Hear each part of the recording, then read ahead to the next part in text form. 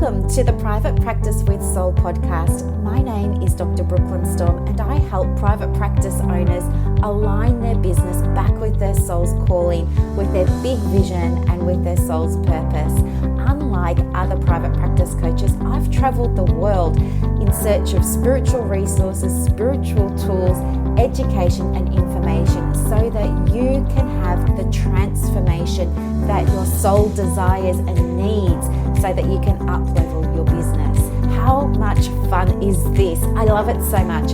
Guys, if you're not already a member of the Private Practice Monthly Mentorship Group, please check out the show notes. I would love for you to be there. In the meantime, thank you so much for pushing play today. Let's begin.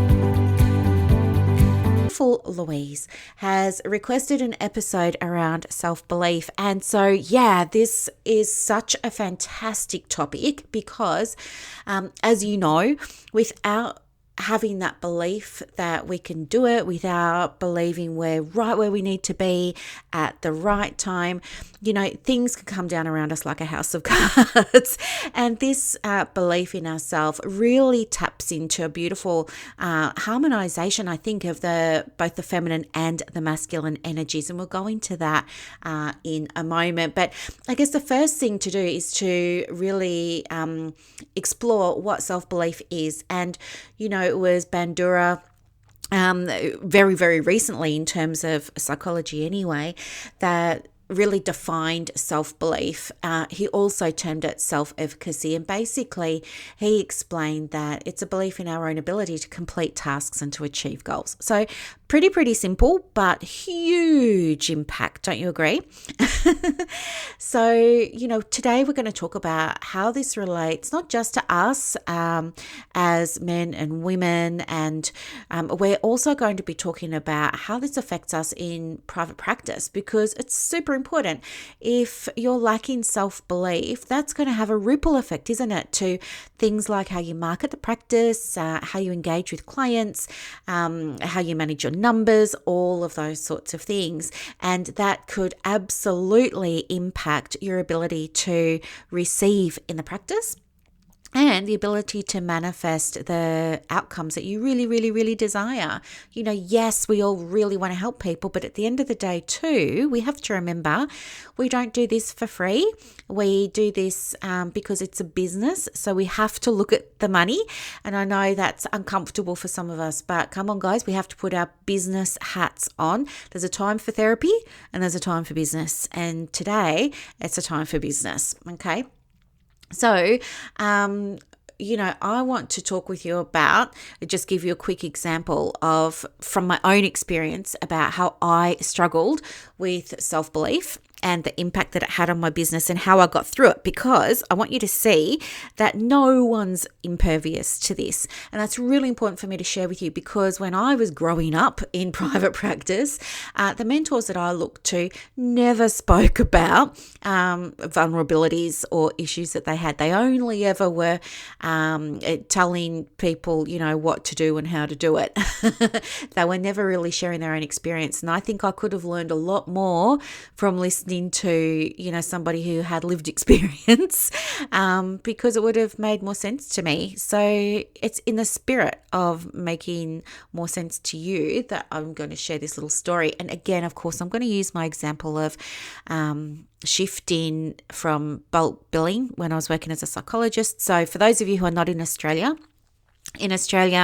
we have a medical system implemented by the government that allows people to go and get help from a psychologist without paying out of pocket unless the psychologist chooses to charge a fee. I was somebody who was working as a psychologist and chose not to charge a fee because I had very strong beliefs based on my childhood about people's rights to be able to access treatment and support when they needed it, especially when they didn't have an income. I'm going to talk with you a little bit about what happened with me, my journey of self-belief around helping people who couldn't afford it and fees and all that sort of stuff. Okay. So, the money that I got for a session from the government was not even half of what a psychologist normally gets. At the time, it was $74 for a 50-minute session, 50 minutes or longer session. And anyway, let me go into the story, but I'll just be quick because I know many of you have heard me use the same story, but for similar things, for different things, in the past. So I had been working as a psychologist in a bulk billing medical practice, so none of the patients there ever paid a dime for anything. And I never had to market my practice. I would just have to I had a briefcase then, can you believe it? But I had a little briefcase and my lunch bag, and I used to just rock up at, 8 o'clock in the morning. I would leave at, 8 or 9 at night, and I would have a fully booked diary. I know it sounds like a lot, don't freak out. Often there were 14 people booked in the diary, but I didn't know this at the time. I know it now. But we would have a lot of cancellations because people just weren't valuing the service because they weren't paying for it. And because it was bulk billing clinic, you couldn't get a cancellation fee out of clients for love nor money. So you had to book a high volume of clients and you had to work long days in order to be able to make enough money to keep the practice sustainable. But anyway, I never had to work because there were like 14 doctors in this super clinic, and every day I would just come in and the medical receptionist would have filled up the day with 14 people, and I would just start seeing them, and I would see them all back to back, and there were many cancellations, and I just used to have my lunch in that time, do my PD in that time, respond to emails in that time, do a bit of admin. But I didn't need to market the practice. I didn't even know marketing was a thing. I just assumed all psychologists were doing what I was doing. I didn't know any better because I wasn't connected to any. I wasn't even on Facebook. I know I show my age now, aren't I? But I was just a late comer to Facebook. I wasn't on social media. I wasn't really online apart from email. I didn't even have a website, nothing. And so this continued for 18 years. And as I said, it was just my reality and it was normal to me. It wasn't until I joined Facebook, which was, I think, 2015, 2016, that I started to see that there were other psychologists out there. And I was super excited because now I wasn't alone and now I could talk with them, hear about how they were having their practices.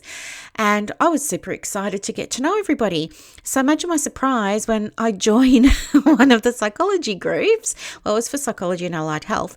And I see there are people in there complaining that they have 6 appointments a day and wondering if that's excessive. And I thought, hang on, what? I'm doing 14. What are you complaining about? And then there were more and more people saying, yeah, I only do 4 a day and I only work 3 days because it's just too much. And I was like, what are you guys smoking? Like, how is this even a thing? Like, how are you keeping this practice going? And then I found out that they were all charging fees. And then I found out that they were all charging what I believed at that time because of my mindset. In my head, I was thinking, whoa, how can you be charging that much money? That's so much.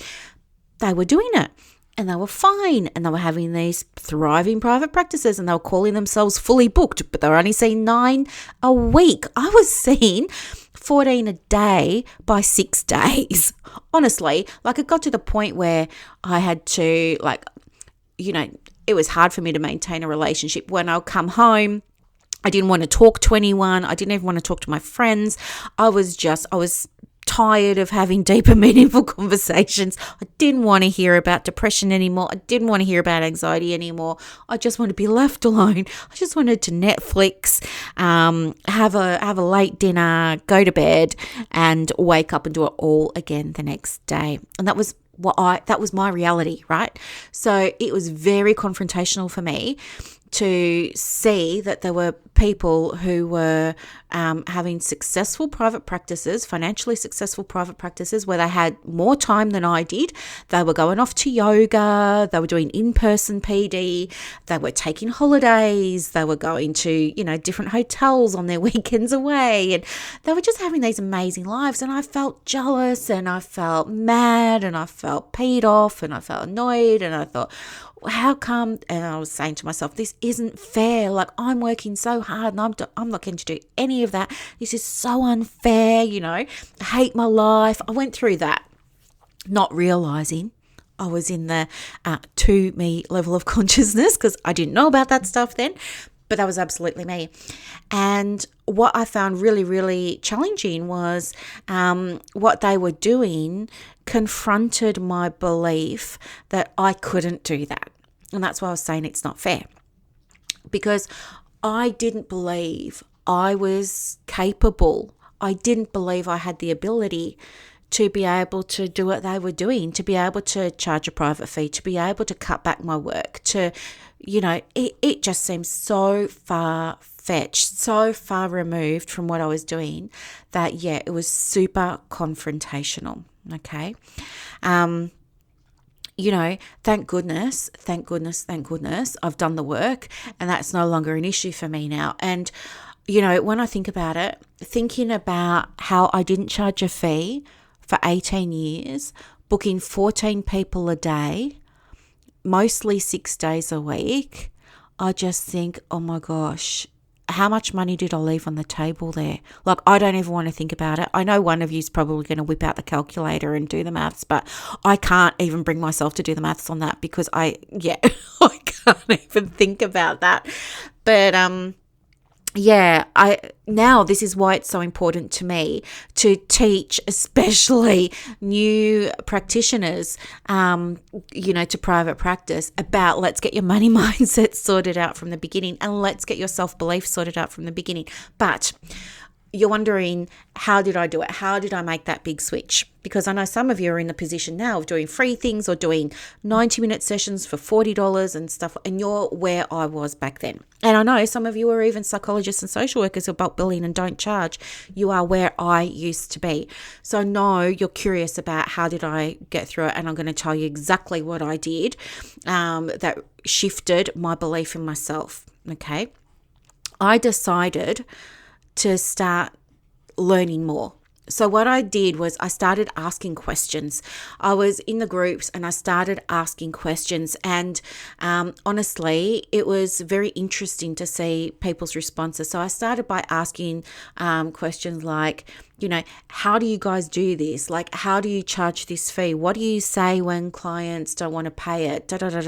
How did you overcome your obstacles? So I got curious. That was the first thing. I got really, really curious because part of me wanted to work less and have a better lifestyle and be able to take care of myself better and not burn out. So I got curious and I started asking loads and loads of questions in the groups, okay? Quick caveat there.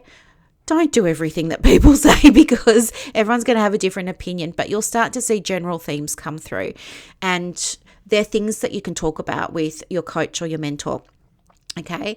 And then what happened was I started to see, after being curious and asking lots of questions of people, I started to see that, okay, I need to take some action here. I need to do something. And I just decided one day, I'm just going to do it. And what happened was it was just serendipitous. Honestly, I got an email from somebody in one of the groups saying that she was going to be having a retreat. And I thought, hey, this sounds like exactly what I need.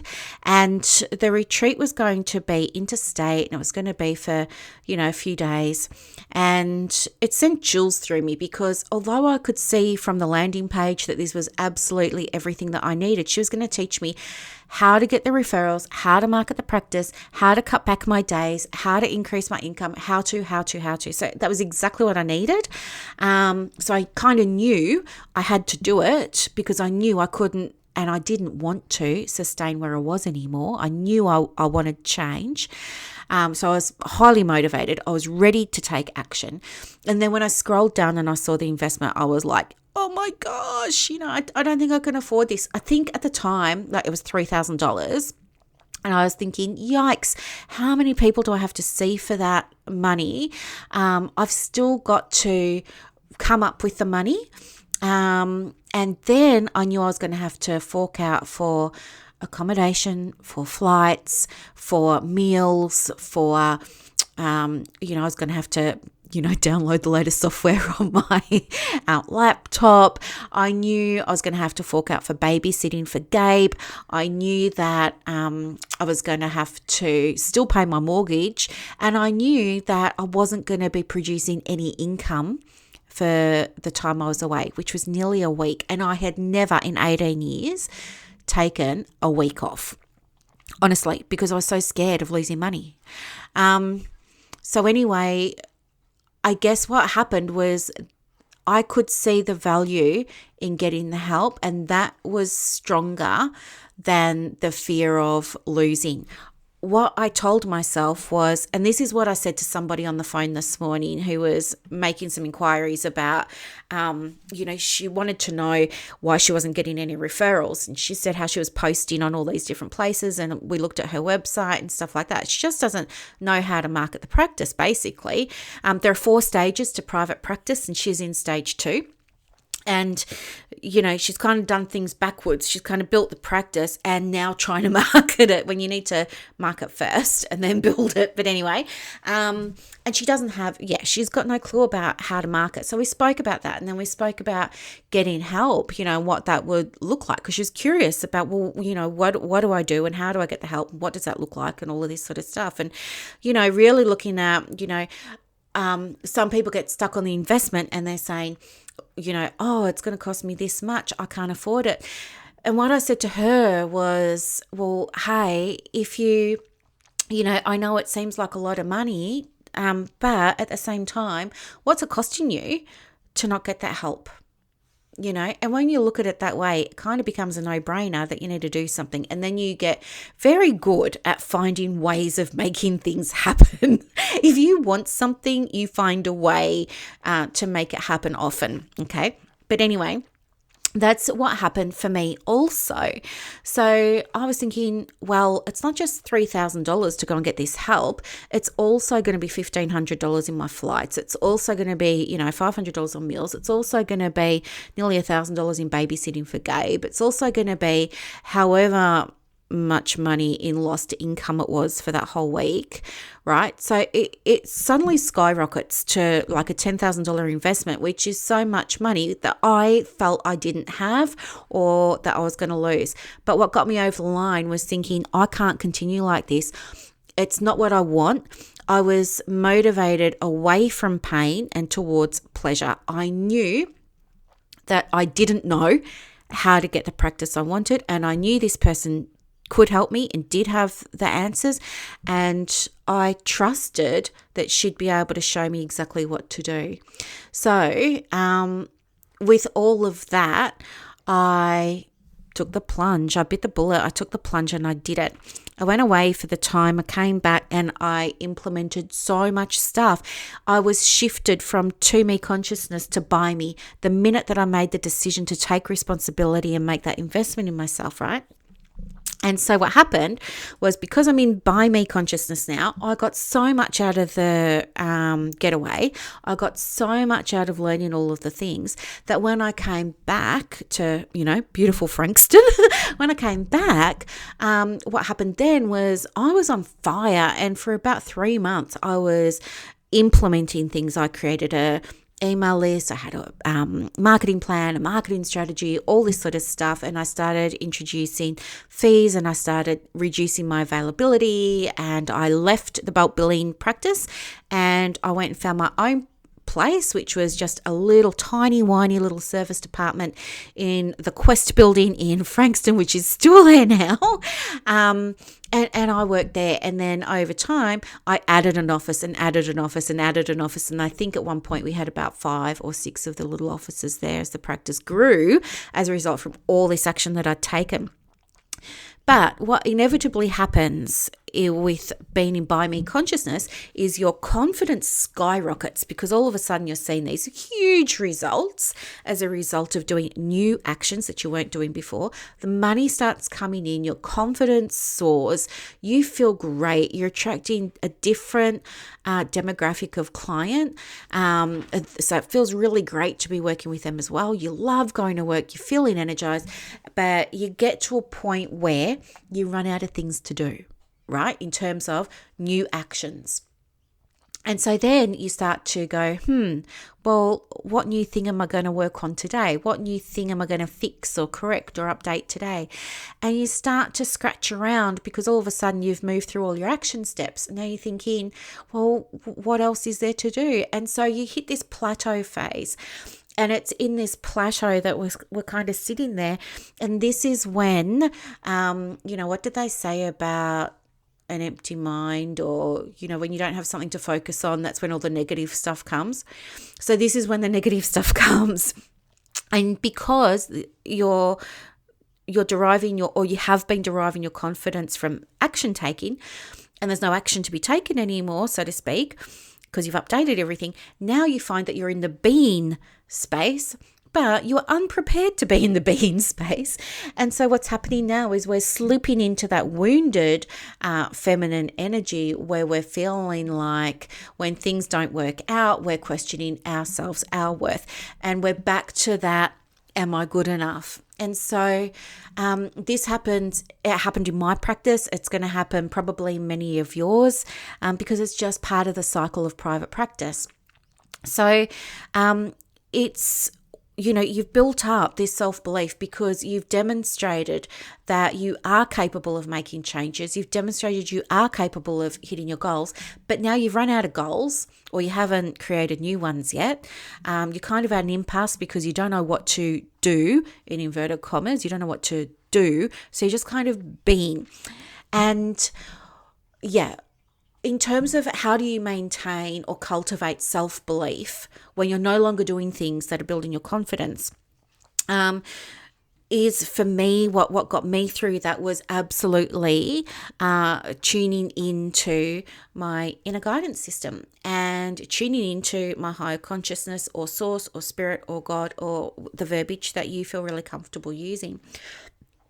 One of the practical things that I did was I started to buy different sets of oracle cards, not tarot, but oracle cards. And the reason that I really liked working with them was because they're positive. They're not, an oracle card's rarely negative. But the value of having an oracle card is it can shake you, it can grab you on the shoulders and shake you and get you to see things differently from a whole different angle, from a whole different perspective. And it was by doing this that I was able to really lean into my belief and strengthen my belief that I'm always right where I need to be, even when it doesn't feel like it, that I'm always supported, even when it doesn't feel like it, and that I'm always growing and transforming, even when it feels like I'm in a dark place or it feels like things aren't working out. Maybe there's, a client that you're having difficulty engaging, or maybe it's a parent of a client that's causing you grief or a bit of a headache, and you start to just think, oh my gosh, is all of this worth it? What am I doing? And stuff like that. In those times, the last thing that you really want to be thinking of is, how is this working out for me? Because sometimes you just need to sit with it and allow yourself to go through all of those feelings. But when you've done that, come through the other side, then use a reflective practice and say, okay, how was I responsible for this situation happening?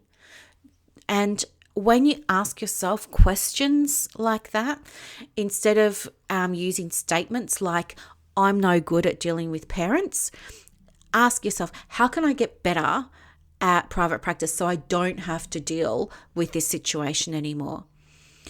Ask yourself, how can I never do this task again? Starting to ask yourself questions like that is very expansive, because then your mind is going to go away and come up with some ideas, some solutions for you. And hey ho, here we go. You're starting to build your self-confidence again. You're starting to build that self-belief again. You're starting to build that trust. Tuning into your inner guidance. So emotions, as you've heard, have been described as energy in motion. The idea, spiritually speaking, of an emotion is that it connects us with our inner guidance and it tells us when things are lining up with where we need to be. So our inner guidance is like a little compass for our life or our day or the session or whatever it is you're thinking about. or experiencing, and it's always set to north, okay? It's always set to north, like your own personal little compass, your own personal little North Star inside your heart space is always set to north. And when you have an emotion or a feeling comes up that's not in alignment with your north, it's not also north for you, that's when things are going to feel different. That's when things are going to feel off. So if you're having a time with, getting bombarded by emails, for example, from a parent, tune in to how that's feeling. That doesn't feel good. Okay, how can we bring that back into alignment with what's true for me, with my North Star, with my north on my compass? What would that look like? How do I close that gap? What would need to happen for me to be able to close that gap? And when you ask yourself those questions, you bring yourself back into alignment. And then you realize, because you've had an experiential learning, that, hey, I'm actually okay at bringing myself back into alignment. And this is how you cultivate self-confidence in your ability to do that. Because, hey, guess what? At the end of the day, using oracle cards are amazing for when we feel stuck. Using an affirmation that you write yourself is amazing to help you get that momentum going. But you need to be embodying the actions and the questions required in order for you to stay in alignment. That's how you cultivate your self-belief. And guess what? When you have that self-belief, you become fearless. You become fearless in the most beautiful way. It's like nothing can really bother you, because you trust, that anything that happens is happening for you, not to you. Okay. And when you want to move out of that buy me stage, when you're ready to move out of that plateau, and you realize, maybe now I could start to do things that connect me with my higher self or that inner guidance, that's when you're going to move into that through me stage. And that's when you'll do perhaps something like what I did, which was, for me, it was getting oracle cards. I love using them as prompts. I love the expansion that comes with them. I don't use them for fortune telling, obviously. I'm talking about using them academically. I love being inspired by them. I love journaling. I love asking myself better questions and coming up with better answers. I love asking, what would my future self do in this situation? What would my higher self recommend right now? I love doing a meditation and connecting with source and allowing myself to receive guidance that comes through. But not only that, allowing myself then to create an action step from it and implement it, and then get that amazing outcome. And this is how I continue to cultivate self-belief, because guess what? Energy isn't happening in a straight line. It doesn't have a beginning and an end. It's in a constant state of flux, and therefore the energy in your practice is going to be in a constant state of flux. So understand that things, while they might look on the outside to be quite stable and tracking quite nicely, it might just be that they're stable for the moment. But something's going to happen. A staff member will leave. Someone will go on maternity leave. Someone will, be working from home. Someone, your clients, you might get an influx of clients. You might have a drop in client attendance. There's always going to be this energy happening. And so by anchoring into practices that cultivate belief in your ability to meet your goals, you are going to be able to thrive and flourish no matter where your practice is at, and no matter which of the 4 stages your private practice is at. I know, how cool is this? Other things that you can do to cultivate self-belief, of course, is so when I'm teaching women how to manifest, for example, we keep an evidence tracker. And then, when they have, the wheels get a little bit wobbly and they start to doubt whether or not they're good at it and it's working, they can look back at their evidence tracker and go, oh yeah, I do know how to manifest intentionally, and I do know how to cultivate those results for myself. Okay, what's really going on here for me? And then they can sort of step back and do some of that other reflective practice. So self-belief is you finding a way that works for you, that provides you with that assurance that you're exactly where you need to be right now, that you're always learning, that you're always expanding, that you know how to transmute energy, okay, which you do, and you can listen to the other podcasts if you've forgotten, but you do know how to transmute energy. You understand how to bring things, you understand now how to recognize when things are out of alignment in your practice and what you need to do to bring them back into alignment, okay? And when you do all of these things, here's the big thing. When you can do all of these things and you cultivate that self-belief, guess what? You're not going to be asking the questions in the Facebook groups about whether somebody else thinks your website is all right or whether somebody else thinks you're doing the right thing the right way, because you believe in yourself. You don't need to be validated by anyone else, not your coach, not your mentor, not your supervisor, not your peers, not your clients.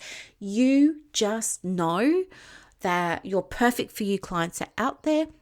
You're already connected to your perfect for you clients. You understand your self-belief is going to fluctuate, and you understand that you've got processes in place that support you in supporting yourself. Okay? And that's what I mean when I say you become independent, you become fearless in the purest sense of the word. There is absolutely no fear there, because you know 100% without a doubt that you're right where you need to be. Okay? And you are. And if it helps, maybe you want to jump into Canva and make yourself a pretty quote or a beautiful looking quote that you can print out and stick on the wall or stick in your diary that says, I'm exactly where I need to be right now. Okay?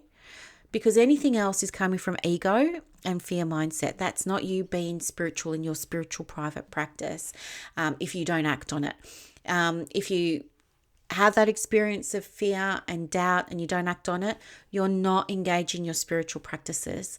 But you all love private practice with soul, okay? So do the next step and drop down into your soul.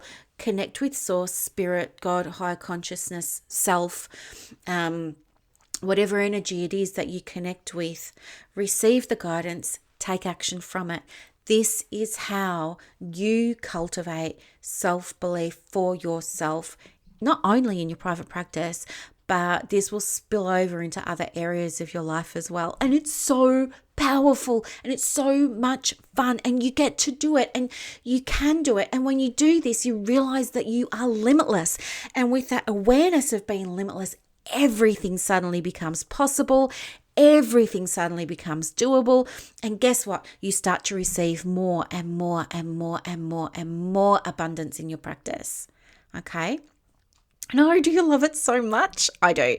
I love it so much. Okay, so what's next? Well, what's next is very exciting. I haven't given it a name yet, but I have something for people who are in stage 1 and stage 2 of private practice. I was going to advertise it on Black Friday, but I'm not sure if I'm going to finish it by then, and I'm not going to put myself under any pressure to finish it by then. But what I will do is I will make it available to the first 10 people for a discount or something like that, or for a beta program or something like that, and you guys can have it for half off. But I've got that coming out, and that is a set of 12 individual little trainings and teachings on 12 different areas of private practice. As I said, they're really great for people who are in stage 1 or stage 2 of their business. So stage 1 is when you're dreaming about your private practice, you're maybe still studying and you're just thinking about, next year when I graduate, I'm going to start my private practice. Or maybe you're already working, but it's an idea, it's a niggle in the back of your mind, and the niggle's getting a little bit louder and stronger. So it's for you, and it's also for people who are in stage 2, which is the launch stage, and things haven't established yet. You're in the process of manifesting your private practice, okay? So this is beautiful for you guys. It could also be used for stage 3 private practices. But yeah, if you want more information about it, just let me know. Drop my email in the comments. There's also 2 more videos up this week on the YouTube channel. And yeah, if there's anything you ever need help with, don't hesitate to reach out, okay? Love you so, so much. Have a beautiful day, ladies and gentlemen, and I will talk with you soon. Bye.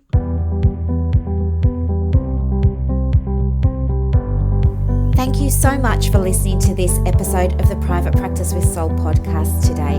If you're looking for clarity, if you need help with branding, your processes, and bringing everything into alignment with your soul's purpose for your private practice, head to the show notes and click the link for more information about the Private Practice Monthly Mentorship Group.